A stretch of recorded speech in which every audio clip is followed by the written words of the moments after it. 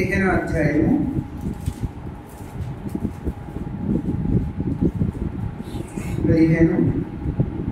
3-4 వచనాలు కలిసి ఉంటాయి. అందరం కలిసి చదువుకుందాం. వారు ప్రభువా దేవా సర్వాధికారి, నీ క్రియలు ఘనమైనవి, ఆశ్చర్యమైనవి, యుగ యుగములకు రాజా, నీ మార్గములు న్యాయములను సత్యములైనవి. ప్రభువా నీవు మాత్రము పవిత్రుడవు, నీకు భయపడని వాడెవడు, నీ నామమును మహిమపరిచి వాడెవడు. నీ న్యాయ విధులు ప్రత్యక్షపరచబడినవి గాని కనుక జనములందరూ వచ్చి నీ సన్నిధిని నమస్కారం చేసేదరని చెప్పుచు ఆ దేవుని దాసుడకు మోషే కీర్తనయు గొర్రెపిల్ల కీర్తనయు పాడుచున్నారు.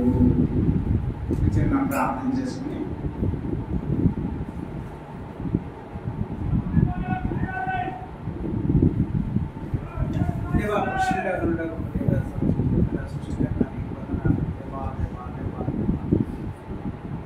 దేవా ఆరాధన వర్తమానంలో మీరుండి దేవా చక్కగా నడిపించినందుకు వందనాలు. అలాగే బలవర్తమానంలో కూడా ప్రభావ దాసులు శిరోజాతులు భద్రపరచండి.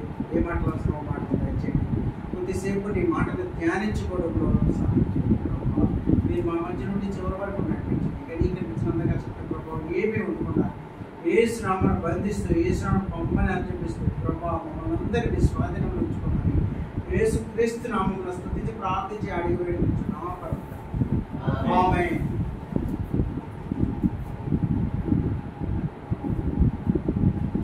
అయితే మనకి ప్రకటన గ్రంథంలో మనతో మాట్లాడినటువంటి మాటలు ఏంటంటే, వారు అక్కడ ఉన్నటువంటి దేవదూతలు, దాని తర్వాత అక్కడ ఉన్నటువంటి కొంతమంది ఏంటంటే, ప్రభువా దేవా సర్వాధికారి అయిన దేవుడు ఎలాంటి దేవుడు అనేది, నీ క్రియలు ఘనమైనవి, ఆయన చేసినటువంటి క్రియలు ఘనమైనవని ఆశ్చర్యమైనవని, యుగ యుగములకు రాజా, నీ మార్గము న్యాయమును సత్యములై ఉన్నవని. ప్రభువా నీవు మాత్రమే పవిత్రుడు, ఈ లోకంలోకి ఎవరు అనేవారు లేరు అని. నీకు భయపడిన వాడెవడు, నీకు భయపడకుండా ఎవరైనా ఉంటారా? నీ నామమును మహిమపరచిన వాడెవడు? నీ న్యాయ విధులు ప్రత్యక్షపరచబడినవి కనుక జనములందరూ వచ్చి నీ సన్నిధిని నమస్కారం చేస్తారని చెప్పినాను. దేవుని దాసుడు మోషే కీర్తనయు గొర్రెపిల్ల కీర్తనయు పాడుచున్నారు. ఈ విధంగా వాళ్ళు పాడుతూ దేవుడిని ఆయన్ని గణపరుస్తూ ఉన్నారు. అయితే ఇంత గొప్ప దేవుణ్ణి మనము ఏ విధంగా ఎలాగా, అసలు దేవుడు ఎలాగా మనల్ని ఏర్పాటు చేసుకున్నాడు, అసలు మనం కూడా దేవుని సన్నిధిలో సదాకాలము ఉండడానికి మనము ఏ విధంగా జీవించాలి అనే విషయాన్ని మనము చూసుకున్నాం. అసలు దేవుడు ఈ లోకంలో మనల్ని ఏర్పాటు చేసుకున్నటువంటి దేవుడు మనల్ని సిగ్గుపరచినప్పుడు, మన కార్యములు ఆయన సన్నిధిలో పెట్టినప్పుడు ఆయన మనల్ని సిగ్గుపరచినప్పుడు. కాబట్టి మనము ఏం చేయాలంటే, మనం ఎలా జీవించాలి, ఎలా ఉండాలి అనేది ఆయన చిత్తానుసారంగా మనము జీవించాలి. అందుకే ఆయన కీర్తనలో 143 ఒకసారి 143వ కీర్తన 10వ వచనం.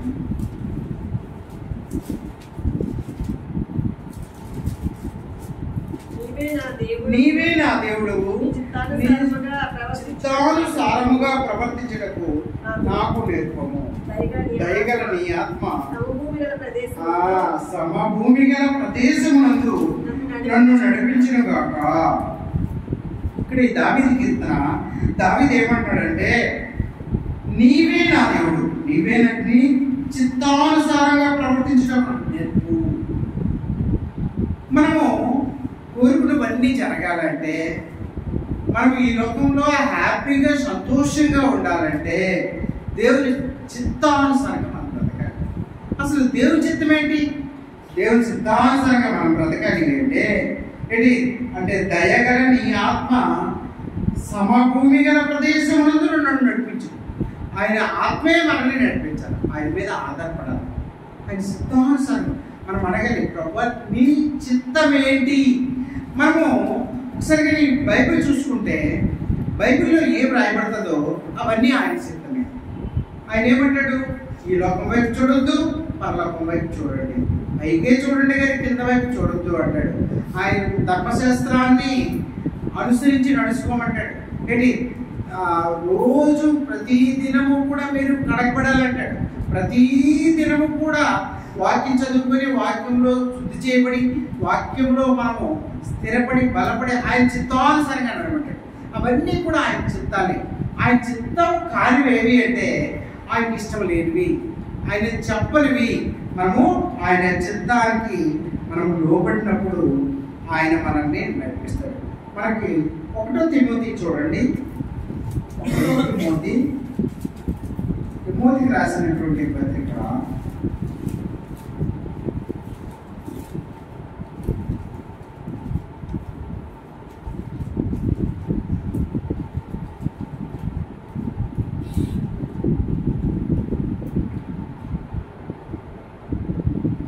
ఆయన చిత్తం ఎలాగా అనేది ఆయన మనకి కొంత చెప్తూ వచ్చాడు.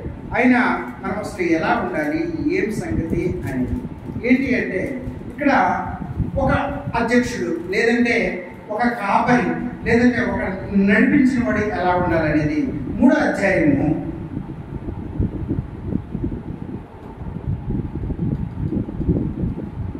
1 నుండి 5 వచనం చదువుకుందాం. ఎవడైనాను అధ్యక్ష పదవిని ఆశించిన ఎడల అట్టివాడు దొడ్డ పనిని అపేక్షించుచున్నాడు మాట నమ్మదగినది. అధ్యక్షుడు వాడు నిందారహితుడును ఏకపత్ని పురుషుడను మితానుభవుడును స్వస్థ బుద్ధి గలవాడును మర్యాదస్తుడును అతిథి ప్రియుడును బోధింపదగిన వాడినై ఉండుడి. మద్యపానియు కొట్టువాడును కాక సాత్వికుడును జగడమాడని వాడును ధనాపేక్ష లేని వాడినై సంపూర్ణ మాన్యత కలిగి తన పిల్లలను స్వాధీనపరచుకొనుచు తన ఇంటి వారిని బాగుగా ఏడువాడై ఉండాలి. ఎవడైనాను తన ఇంటి వారిని నేరకపోయిన ఎడల అతడు దేవుని సంఘమును ఎలా పాలించును? ఇక్కడ చెప్పాడు, మనము దేవుని అంటే ఏదైనా ఒక అధ్యక్ష పదవికి మనము ఉన్న ఎడల మన స్వభావం ఎలా ఉండాలో ఇది దేవుని చిత్తం. అందుకే ఎవడైనాను అధ్యక్ష పదవి ఆశించిన ఎడల అటు వాడు దొడ్డు పని చేసుకున్నట్టే. అందుకే అలాంటి వాడు ఎలా ఉండాలంటే నిందారహితుడై ఉండాలి. వాడికి ఎటువంటి నిందలు ఉండకూడదు. ఏకపత్ని వృత్తుడై ఉండాలి. భార్య కలిగిన వాడై ఉండాలి. మిగతా అనుభవుడు కొంత అనుభవం కలిగిన వాడై ఉండాలి. స్వస్థ బుద్ధి కలవాడై ఉండాలి. మర్యాదస్తుడై ఉండాలి. అతిథి ప్రియుడును అతిథుల్ని ప్రేమించిన వాడిగా ఉండాలి. బోధింప తగిన వాడినై ఉండాలి. బోధించడానికి తగిన వాడై ఉండాలి. మద్యపాని కొట్టివాడి కాక వాడు త్రాగేవాడు అవ్వకూడదు. సాత్వికమును జగడమాడని వాడును వాడు ఎవరితో దెబ్బలాడేవాడు అవ్వకూడదు. ధనాపేక్ష లేనివాడే ధనానికి ఆశపడిన వాడే ఉండకూడదు. సంపూర్ణ మాన్యత కలిగి తన పిల్లలను స్వాధీనపరచుకొనుచు తన ఇంటి వారిని బాగా ఏలుకుని వాడే ఉండేవాడు. తన ఇంటి వారితో చక్కగా ఉన్నవాడే ఉండాలి. ఎవడైనా తన ఇంటి వారిని ఏలనేకపోయిన అతడు దేవుని సంఘానికి ఎలా వెళ్తాడు? అది అంటే దేవుని సంఘాన్ని ప్రేమించేవాడు ఇలా. ఇది దేవుని చిత్తం. అందుకే అంటాడు ఇది ఈ గ్రంథంలో మనకి రాసింది ఏంటి అంటే పౌలు చాలా ఎంత అంటే ఆయన ఒకప్పుడు చాలా దూషకుడు, ఒకప్పుడు చాలా పాపాలు చేస్తూ వచ్చాడు. తర్వాత దేవుని ఎప్పుడైతే దేవుడిని పట్టుకున్నాడో తన యొక్క పూర్తి తన జీవితాన్నే మార్చి మంచి జీవితంలో నడిచినటువంటి పౌలు రాసినటువంటి పత్రిక. అయితే అది తిమోతికి రాసినటువంటి పత్రిక అన్నమాట. అక్కడ ఉన్నటువంటి ఆ సంఘానికి రాసినటువంటి మీరు ఇలా ఉండండి అని చెప్పినటువంటి. అందుకే అసలు ఆయన ఒకప్పుడు తన జీవితం ఎలా ఉండేది ఒకసారి చూసుకుందాం. 1వ అధ్యాయము 12-13 చూసుకుందాం. పూర్వము దూషకుడును హింసకుడును హానికరుడనై నన్ను తన పరిచర్యకు నియమించి నమ్మకమైన వారిగా ఎంచినందుకు నన్ను బలపరిచిన మన ప్రభువైన యేసుక్రీస్తుకు కృతజ్ఞుడనై తెలియక అవిశ్వాసము వలన చేసినట్టుగా తెలియచేశాడు.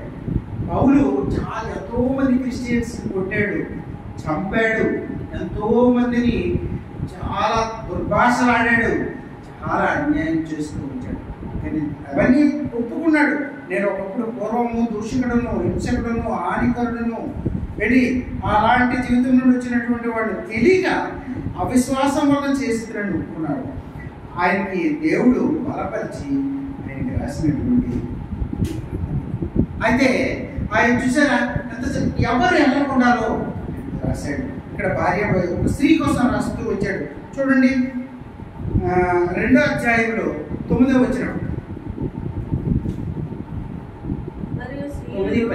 మరియు స్త్రీలను అనకవ్యు స్వస్థ బుద్ధియు గలవారై ఉండి తగుమాత్రపు వస్త్రముల చేత కానీ జడలతోనైనను బంగారంతోనైనను ముత్యములతోనైనను మిగుల వెలగల వస్త్రములతోనైనను అలంకరించుకొనక దైవభక్తి గలవారని చెప్పుకొను స్త్రీలకు తగినట్టుగా సత్క్రియల చేత తమను తాము అలంకరించుకోవడం. స్త్రీలు ఎలా ఉంటారు అంటే ఇక్కడ నేను చెప్పేది ఏంటంటే దేవుని మనం మొదటి చదువుకున్నాము, దేవుని చిత్తము ప్రకారంగా మనం జీవించాలి.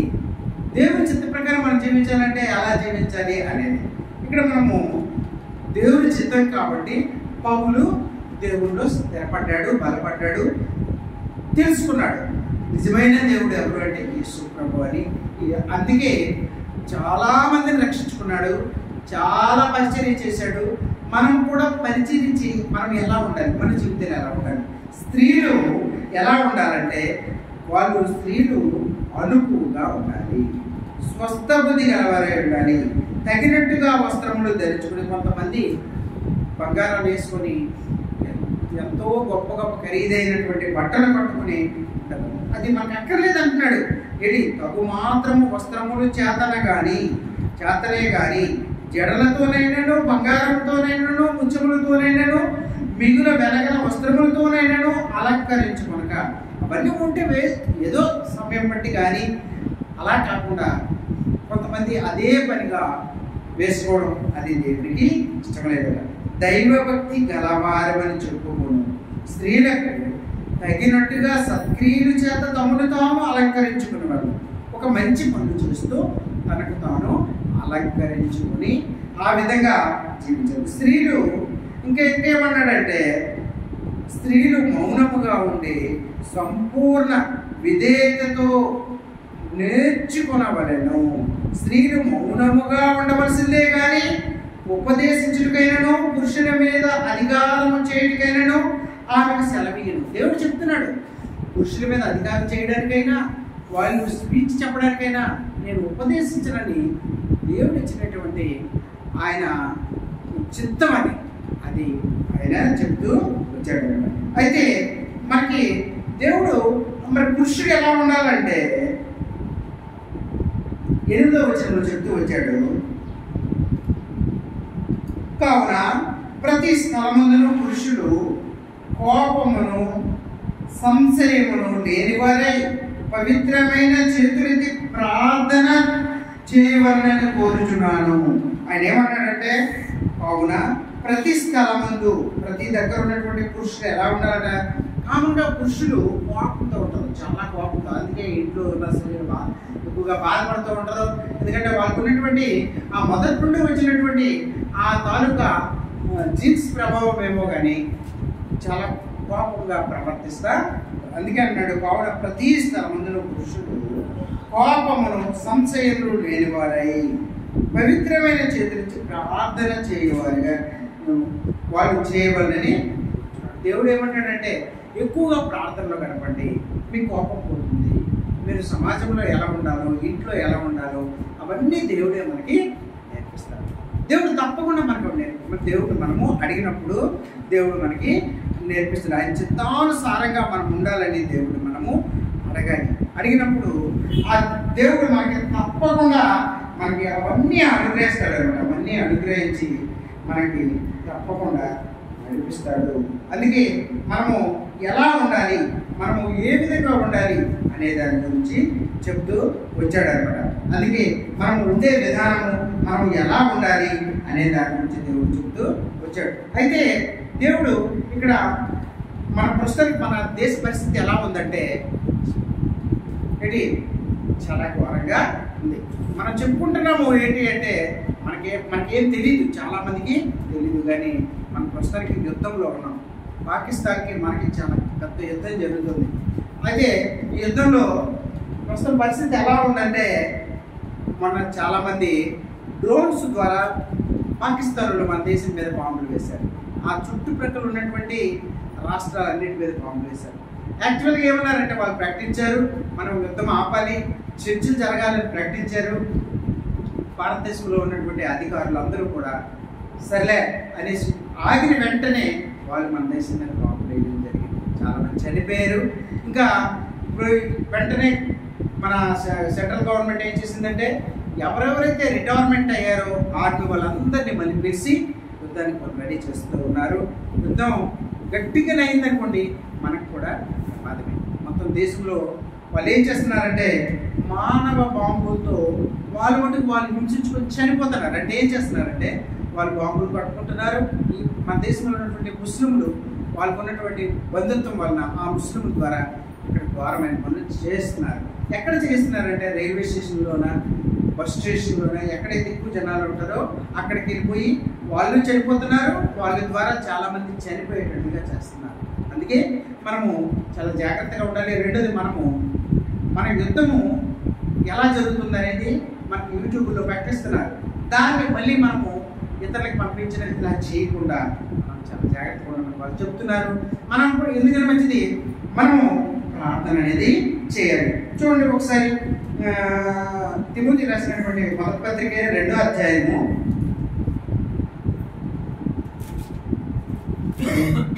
2 వచ్చినాడు మనం చదువు.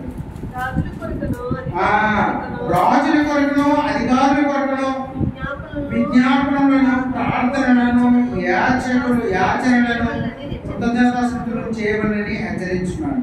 ఎందుకంటే మూడోది ఇది మంచిది, మన రక్షకుడు దేవుడు దృష్టికి అనుకూలమైనది ఉన్నది. ఆయన మనుషులందరూ రక్షణ సత్యమును అనుగ్రహించి అనుభూజ్ఞను గలవారై ఉండవలనని నిశ్చయించుచున్నాడు. కాబట్టి ఎందుకంటే మనము ఈ లోకము, ఈ దేశము, ఈ ప్రపంచము సుభిక్షంగా ఉండాలని మనం ప్రార్థన చేయాలి. రాజుల కొరకు ఉన్నటువంటి రాజులు ఉండేవరకు రాజులను రాశారు. కానీ మనము అధికారుల కొరకు, ఈ ప్రభుత్వ యంత్రాంగం కొరకు మనము ప్రార్థన చేయాలి. ఎందుకంటే మంచి జ్ఞానము కలిగిన వారై మంచి జ్ఞానంతో కలివిడిగా ఈ దేశాన్ని పరిపాలించాలని, ఎటువంటి హాని జరగకూడదని ఇప్పుడు పాకిస్తాన్లో వాళ్ళ దగ్గర ఉన్నటువంటి అణుబాంబులు వాళ్ళు మనకు నడిపిస్తున్నారు. ఏంటంటే అణుబాంబులు వేసేస్తామని. అణుబాంబు వేయడం వల్ల నష్టం ఏంటి అంటే ఆ ప్రాంతంలో ఉన్నటువంటి వాళ్ళే కాదు, ఆ గాలి ఎంతమంది పీలుస్తారో అందరూ మరణిస్తారు. గాలిలో ఎవాపరేట్ అయిపోయి ఒక అణువు 100 అణువులుగా మారిపోయి ఆ గాలి ఎంతమంది పీలుస్తారో వాళ్ళందరికీ క్యాన్సర్, మిగతా జబ్బులతో చనిపోతారు. ఒకసారి నాగసాకి మీద వేసినటువంటి బాంబుకి ఈ అణుబాంబు వేశారు 2 సార్లు. ఇంతవరకు గడ్డి కూడా మొలవలేదట. అంత భయంకరంగా ఉన్నాయి. వాళ్ళు అదే జడిపిస్తున్నారు. ఏంటి అంటే ఇండియా మీద అణుబాంబులు వేసేస్తాం, ఇండియా మీద అణుబాంబులు వేస్తే ఎక్కడ ఎంతమంది చనిపోతారో తెలియదు. అప్పుడే కాదు, భవిష్యత్తులో కూడా ఆ గాలి పీల్చిన వాళ్ళకి ప్రమాదం. కాబట్టి మనం ప్రార్థన చేయాలి. మనకు ఉన్నటువంటి అధికారులు, కేంద్ర ప్రభుత్వం, రాష్ట్ర ప్రభుత్వం, అందరి కోసం మనం ఒక క్రిస్టియనే ప్రార్థన చేయగలండి. అందరి కోసం ఇంకెవరూ చేయలేరు. మిగతా వాళ్ళు ప్రార్థన చేసుకుంటారు, స్వార్థంతో ప్రార్థన చేసుకుంటారు. కానీ ఒక క్రిస్టియన్ అయితే మాత్రం అలా కాదు. తనకి స్వార్థం ఉండదు.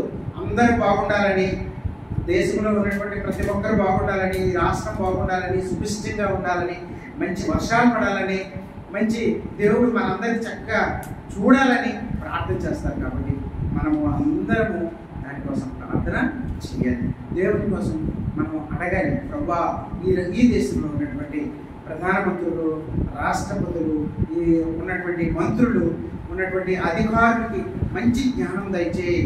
మంచి అంటే వాళ్ళు ఈ దేశ నాశనాన్ని కోరుకోకుండా ఈ దేశం సుభిష్టంగా ఉండాలని, ఈ దేశంలో మంచి వర్షాలు పడాలని, ఈ దేశమే ఇతర దేశాలతో యుద్ధాలకు వెళ్ళకూడదని మనందరం కలిసి ప్రార్థన చేయాలి. అది దేవుని చిత్తం. అది మనము ఇప్పుడు దేవుని చిత్తం కోసం చూసుకున్నాం.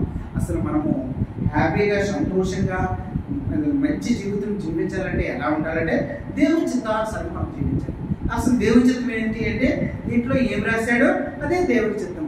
ఒక అధికారి ఎలా ఉండాలి, ఒక కాపరి ఎలా ఉండాలి, ఒక స్త్రీ ఎలా ఉండాలి, ఒక పురుషుడు ఎలా ఉండాలి, అవి రాస్తూ వచ్చాడు.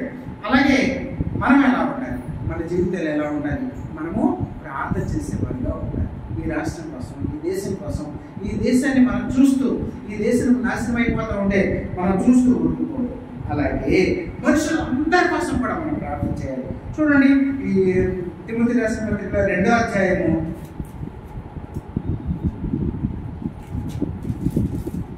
4వ వచనం, ఆయన మనుషులందరూ రక్షణ పొంది సత్యమును కూర్చిన అనుభవ జ్ఞానం గలవారే ఉండవాలని నిశ్చయించుతున్నాడు. దేవుడు ఒక్కడే, దేవునికి నరుడికి మధ్యవర్తి ఒక్కడే, ఆయనే క్రీస్తు యేసు. ఆయన అందరి కొరకు విమోచనగా తను సమర్పించుకున్నాడు.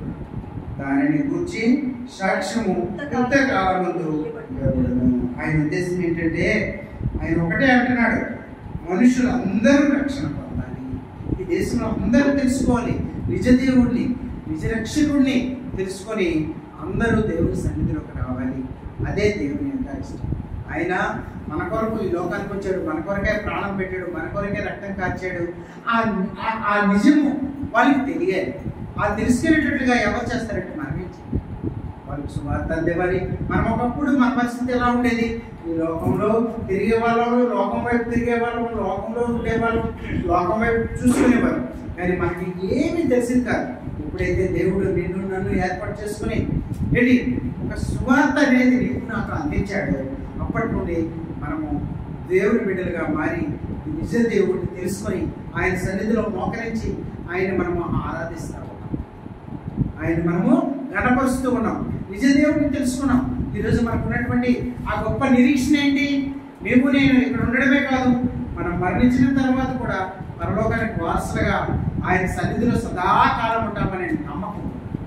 ఆ నమ్మకంతోనే మనం జీవిస్తాం. ఆ నమ్మకమే మన లోకంలో ఉన్నటువంటి చాలా మందికి మనం కలిగించాలి. ఆ సువార్త అందేవాలి. దేవుని యొక్క అదంతా కూడా దేవుని ఇచ్చ, దేవుని యొక్క ఆయన చిత్తం అనమాట. ఆయన చిత్తాన్ని మనం తెలుసుకున్నాం. కాబట్టి ఎవరైతే అలాంటి వారు ఉన్నారో అలాంటి వారికి మనము సువార్తని ఇవ్వాలి. సువార్తను అందించి ఈ దేశం కోసం, ఈ రాష్ట్రం కోసం మనం ప్రార్థన చేయాలి. మనము అలాంటి ప్రార్థన చేయకపోతే మణిపూర్లో జరిగినటువంటి సంఘటనలే మన రాష్ట్రంలో కూడా జరగవు అనడానికి లేదు. ఎందుకంటే మణిపూర్లో ఏం చేస్తారు, క్రిస్టియన్ కనిపిస్తే అల్లపెట్టేది లేదు, అంగవైకల్యంగా అల్లపెట్టారు. అక్కడ ఉన్నటువంటి ఆ కొండ ప్రాంతాల్లో ఉన్నటువంటి ఆ మనుషులందరినీ హింసించారు. అలాంటి జరగకుండా ఉండాలంటే మన రాష్ట్ర ప్రభుత్వం కోసం, మన కేంద్ర ప్రభుత్వం కోసం యుద్ధాలు జరగకుండా ఉండాలని అందరము ప్రార్థన చేయాలి. అందుకే మనము ఒకప్పుడు ఉన్నటువంటి జీవితం ఇప్పుడు లేదు. కాబట్టి అసలు మనము దేవుని చిత్తానుసారంగా మనంగా ఉన్నప్పుడైతే మనం పడిపోయిన దేవుడు మనల్ని విడిచిపెట్టి. కీర్తనలో 37 ఒకసారి చూద్దాం.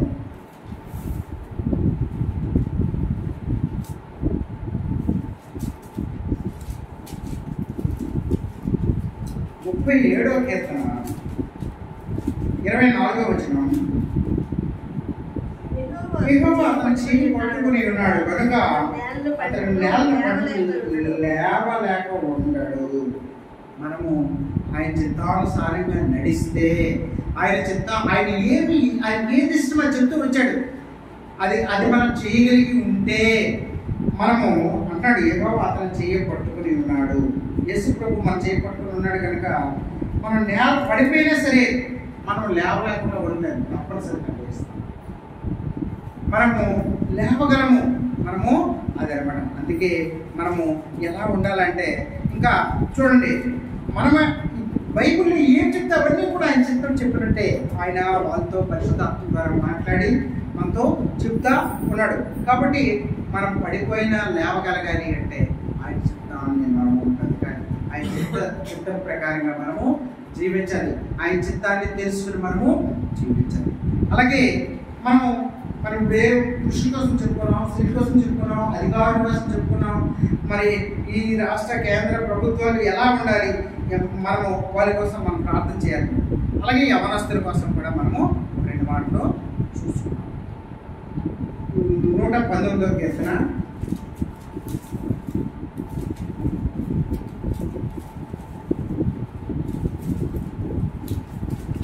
119 9వ వచనం.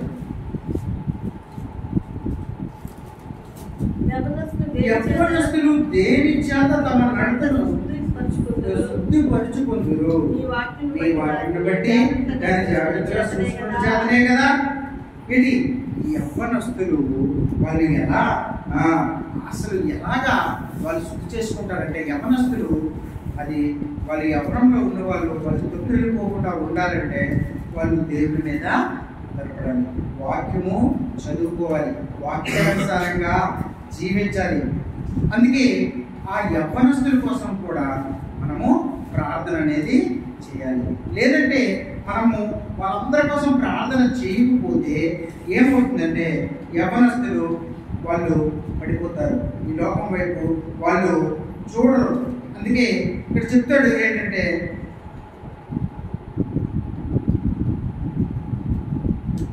యవనస్తుల కోసం చెప్తారు చూడండి. తిమోతికి రాసినటువంటి 2వ పత్రిక 22వ అధ్యాయము 22వ వచనం.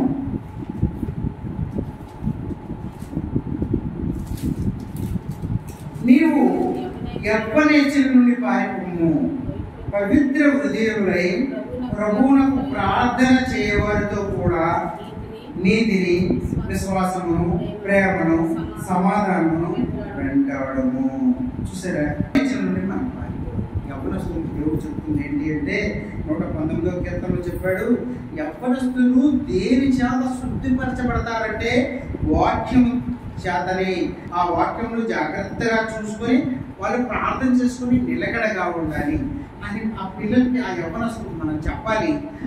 ఆ వాక్యం చదువుకున్నవాడు చూసారా, యవ్వనేచ్ఛలు ఎలా ఉంటాయి, మనం ఏదైనా చేసేద్దాం, సినిమాకి వెళ్ళిపోదాం, లేకపోతే అలా చేసేద్దాం, ఇలా చేసేద్దాం, వాళ్ళు ఇష్టం వచ్చినట్టుగా వాళ్ళు ప్రవర్తిస్తూ ఉంటారు.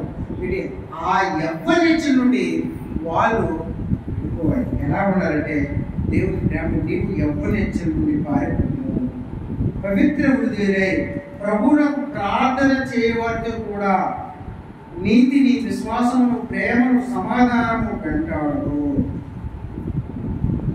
ఈ విధంగా ఉండాలి. అసలు అందరూ కలిసి ఎలా ఉండాలి, యవ్వనస్తులే కాకుండా ప్రతి స్త్రీలు, ప్రతి పురుషులు ఎలా ఉండాలి. ఇది మనం మాట్లాడుతుంది ఏంటంటే దేవుని చిత్తం. మనం అలా ఉంటే దేవుని చిత్తం మన మీద ఉంటుంది. దేవుడు మనల్ని కాపాడి తోడుగా ఉండి మనల్ని నడిపించి పడిపోయిన సమయాల్లో కూడా మనల్ని లేపుతాడు. మనము పరలోకానికి వారసులమే కాకుండా మనల్ని ఆదరించినటువంటి ఆ దేవుడు మనకి యవ్వనస్తులు ఎలా ఉండాలో చెప్పాడు. ఆ యవ్వనేచ్ఛల నుండి మనం పారిపోవాలి. మనం క్రిస్టియన్స్ అంటే దేవుడు బిడ్డలం, మనము యవ్వన బుద్ధులు కలిగి ఉండకూడదు. యవ్వనస్తులు మనం చూసినప్పుడు అంటే చూస్తుంటాం, 10th క్లాస్ నుండి స్టార్ట్ అవుతుంది యవ్వనం. ఇంటర్మీడియట్, 10th, డిగ్రీ, వాళ్ళు ఎవరిని పట్టుకోలేము, చాలా కష్టం. వాళ్ళ ప్రవర్తన డిఫరెంట్ ఉంటుంది, చెప్పిన మాట వినరు. ఇంటికాడ వచ్చి ప్రతి తల్లిదండ్రుల నుంచి వాళ్ళ మీద కంప్లైంట్సే, బాబు మా మాట వినడు, ఎప్పుడు సెల చూసుకునే ఉంటాడు, ఏంటి మా మాట వినడు, ఫస్ట్ చెప్పేది ఆ మాటే, మా మాట వినరు. ప్రతి తల్లిదండ్రులకి అది కామనే. ఓకే, వాళ్ళ కోసం మనం ప్రార్థన చేయాలి, ఆ యవ్వనస్తుల కోసం మనం ప్రార్థన చేయాలి. ఎవరి హెచ్చ నుండి వారి పారిపోమని, ఈ దేవుని వాక్యంలో స్థిరపడాలని, బలపడాలని, రోజు వాక్యం చదువుకోవాలని మనం ప్రార్థన చేసినప్పుడు వాళ్ళు ఎవరి హెచ్చ నుండి వాళ్ళు దేవుని వాక్యంలో స్థిరపడి దేవుని వాక్యం ప్రకారంగా వాళ్ళు జీవిస్తారు. అదనమాట, మనందరం కూడా అలా చేయాలి. మరి ఇంకా మనం ఒక అందరం స్త్రీలు, పురుషులు, యవ్వనస్తులు, వృద్ధులు అందరము ఎలా ఉండాలంటే, ప్రతి ఒక్కరము ఎలా ఉండాలంటే, తిమోతికి రాసినటువంటి మొదటి పత్రిక 4వ అధ్యాయము 12వ వచనము.